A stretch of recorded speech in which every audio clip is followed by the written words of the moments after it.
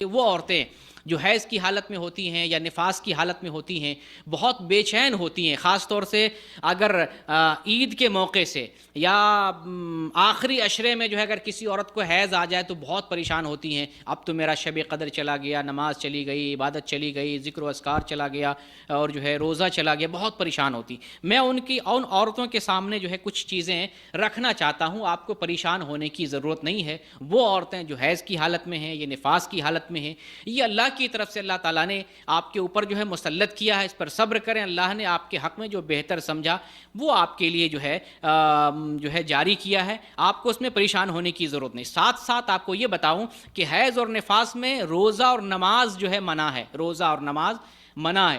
باقی جتنی بھی عبادتیں، ساری عبادتیں آپ انجام دے سکتی ہیں، انجام دیں گی۔ آپ کو بیٹھے نہیں رہنا، ایسا نہیں کہ حیض میں آ گئیں یا جو ہے نفاس کا خون جاری ہے اب گھر میں بیٹھے رہیں گے، کوئی کام نہیں کریں گے، عبادت کا کوئی کام نہیں کرنا ہے۔ میں سلسلے وار آپ کو بتاتا ہوں کہ آپ کیا کیا جو ہے حیض کی حالت میں اور نفاس کی حالت میں انجام دے سکتی ہیں۔ پہلی بار قرآن کی تلاوت آپ حیض کی حالت میں کر سکتی ہیں صحیح قول کی روشنی میں۔ اگر آپ زبانی قرآن کی تلاوت کر رہی ہیں یا قرآن سن رہی ہیں، اس میں کوئی حرج کی بات نہیں۔ اگر مصحف سے قرآن پڑھنا چاہتی ہیں، قرآن مصحف کو ہاتھ میں لے کر، تو ہاتھ میں دستانہ یا گلفس لگا لینا چاہیے۔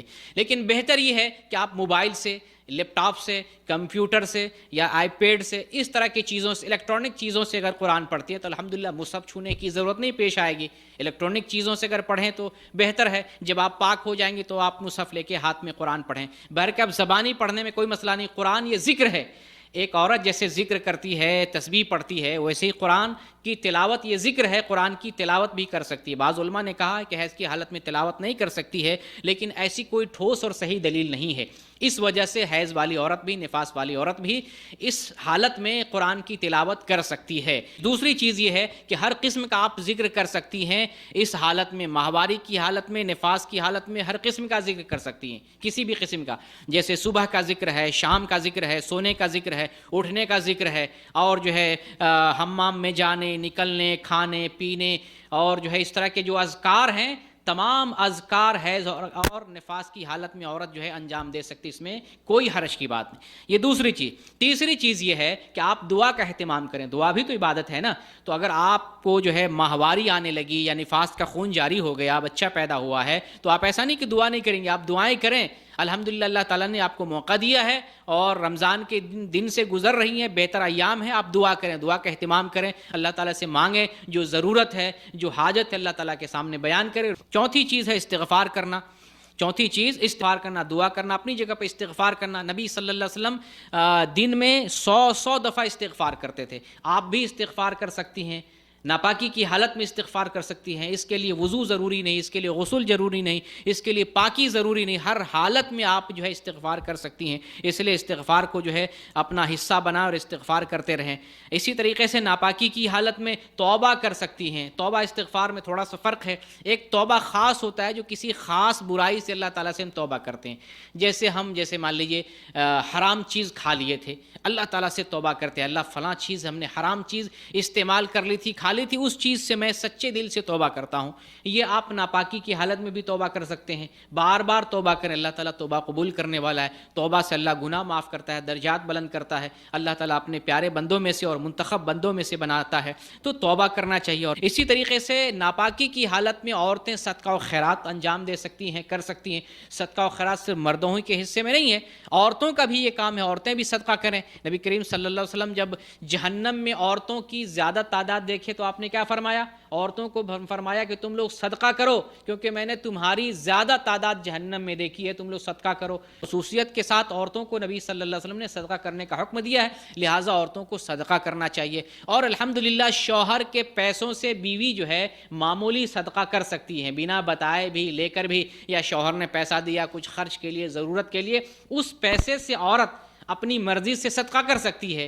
ہاں اگر بڑا اماؤنٹ صدقہ کر رہی ہے شوہر کے پیسے سے تو اجازت لینے کی ضرورت ہے، اور اپنا پیسہ ہے بیوی کے پاس اور عورت کے پاس تو اپنے پیسے کو جیسے چاہے صدقہ کرے، اس میں شوہر سے پوچھنے کی ضرورت ہی نہیں۔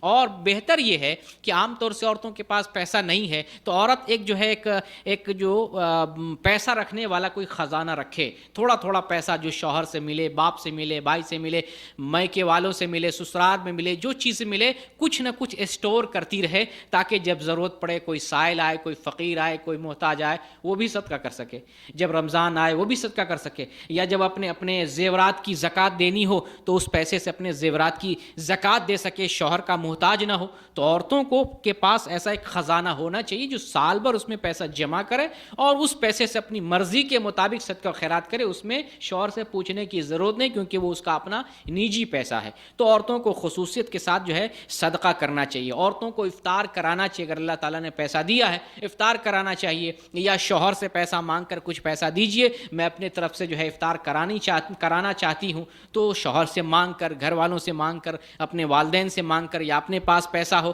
تو افطار کرا سکتی ہیں۔ اگر پیسہ نہیں ہے، گھر میں افطار تیار کر رہی ہیں تو الحمدللہ اس کے ذریعے بھی اس کو جو ہے ثواب ملے گا۔ اسی طریقے سے ناپاکی کی حالت میں درس کا اہتمام کرنا، کوئی عورت حیض سے ہے، نفاس سے ہے، درس میں جا رہی ہیں یا درس کر رہی ہیں، دینی کام کر رہی ہیں، دعوت کا کام کر رہے، اس میں کوئی حرج کی بات نہیں۔ تو یہ ساری چیزیں جو ہے حیض کی حالت میں ایک عورت انجام دے سکتی ہے اور نفاس کی حالت میں انجام دے سکتی ہے۔ انہیں اس حالت میں بیٹھ کے نہیں رہنا چاہیے، چاہے آخری عشرہ ہی رمضان کا کیوں نہ ہو، جو چیزیں کرنے والی ہیں، نماز اور روزہ کو چھوڑ کے جتنی قسم کی عبادتیں ہیں، عورتوں کو رمضان کا آخری عشرہ ہو یا رمضان کا کوئی بھی دن اور کوئی لمحہ ہو، اس وقت ان اعمال کو انجام دینا چاہیے۔